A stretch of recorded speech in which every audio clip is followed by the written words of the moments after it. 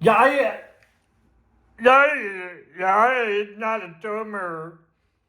We need to go through and resolve this because this is obviously a discussion that needs to be had because it's still lingering.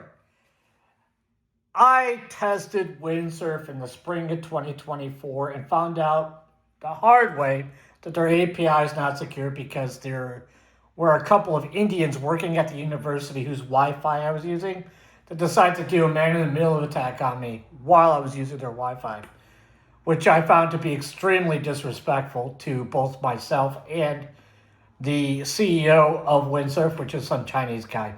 Yeah, I'm really tired of this Indian versus Chinese warfare going on U.S. networks and on U.S. soil. You guys need to pack it up and go back to Asia with this. We don't do that here in the United States. And I'm really tired of getting caught in a crossfire between Indian CEOs and Chinese CEOs and Indian hackers and Chinese hackers when I'm not even leaving the US market. Like all the servers I'm accessing are on US soil and I'm still getting hit by them. You need to stop. Like you need to leave. Like take it back to Asia or don't come here at all. When you move to the United States, part of that means you need to drop that old world animosity that you're dragging over here, adopt the Constitution, and accept the fact that they have a legal right to operate on the internet just like everybody else. We don't need to sit here and interact with people who are attacking us because we're using a product made by a Chinese person or we're getting attacked because we used a product made by an Indian person. There's nothing we can do about this, but this conversation needs to end. You guys need to take it home.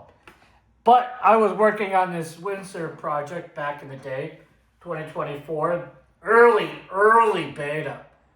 And it's nothing against the developers of Windsurf directly.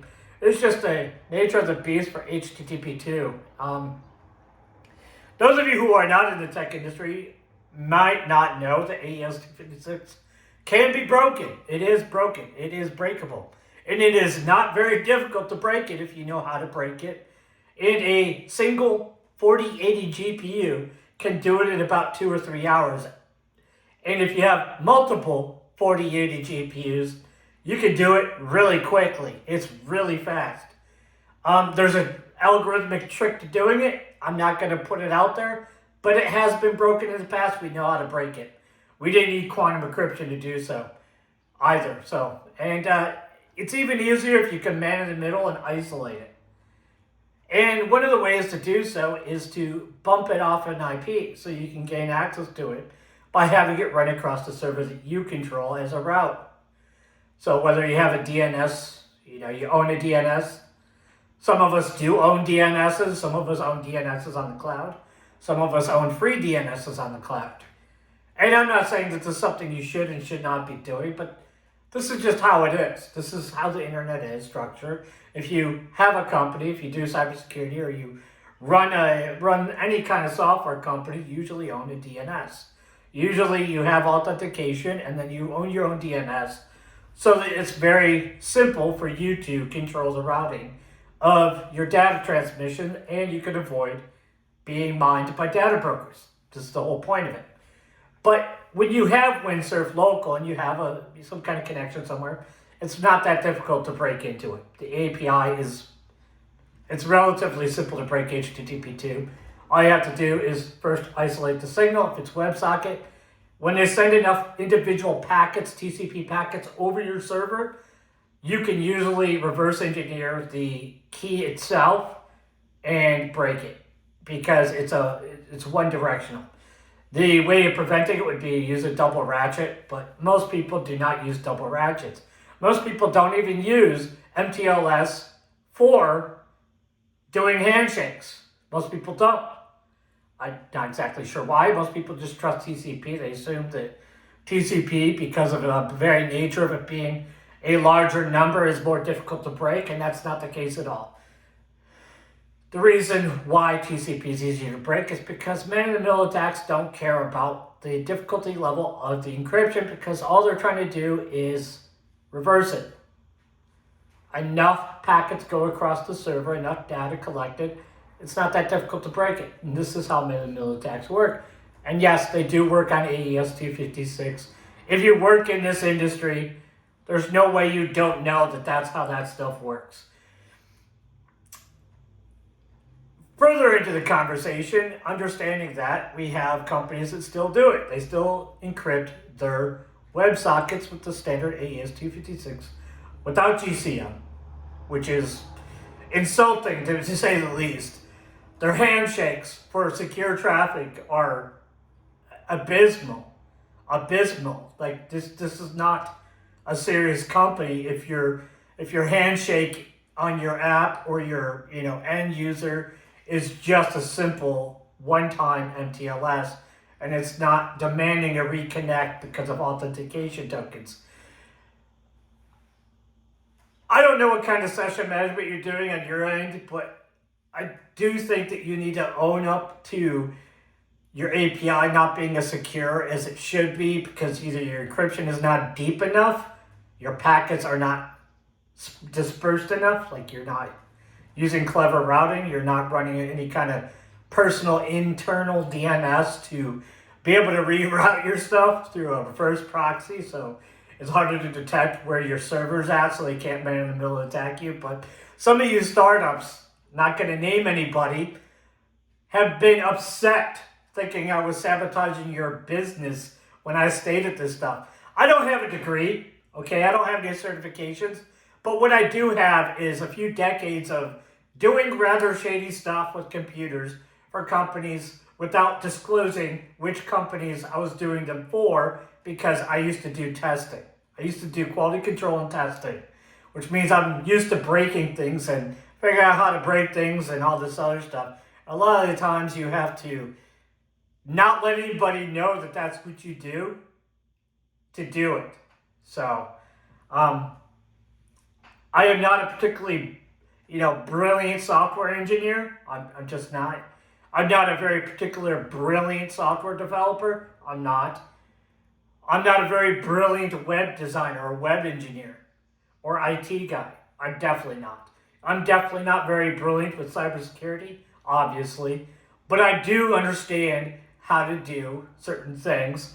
And I definitely do understand that if you're not using a proper handshake when you're connecting with your WebSocket, that is not exactly a good idea, because obviously people can read what's going on in running through the pipe.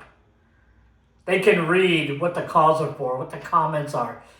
And on some of these machine learning platforms, their security is not consistent with what they're advertising.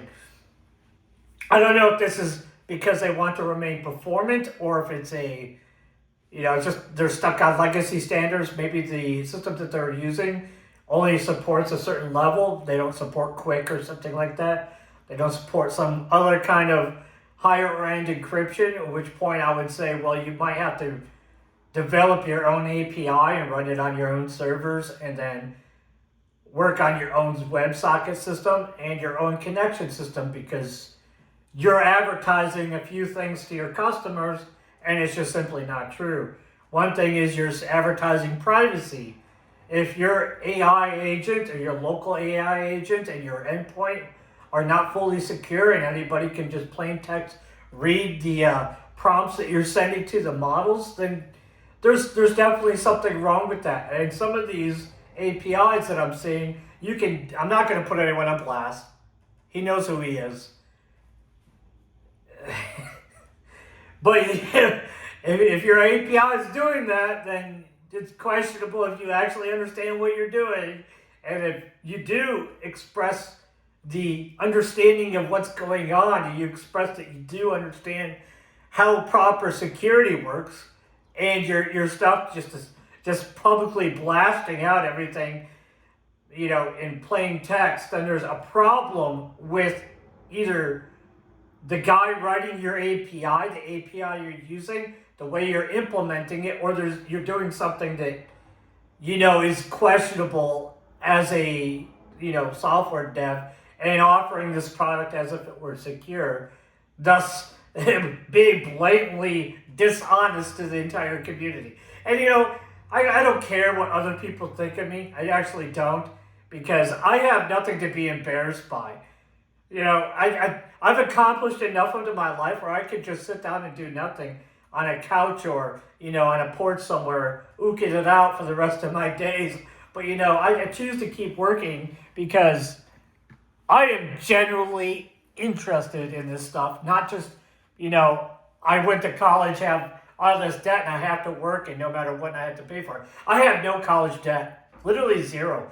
I've been to college. I have over 200 college credits. Like, you understand? Like, I have over 200 college credits. I dropped out of school to join the military.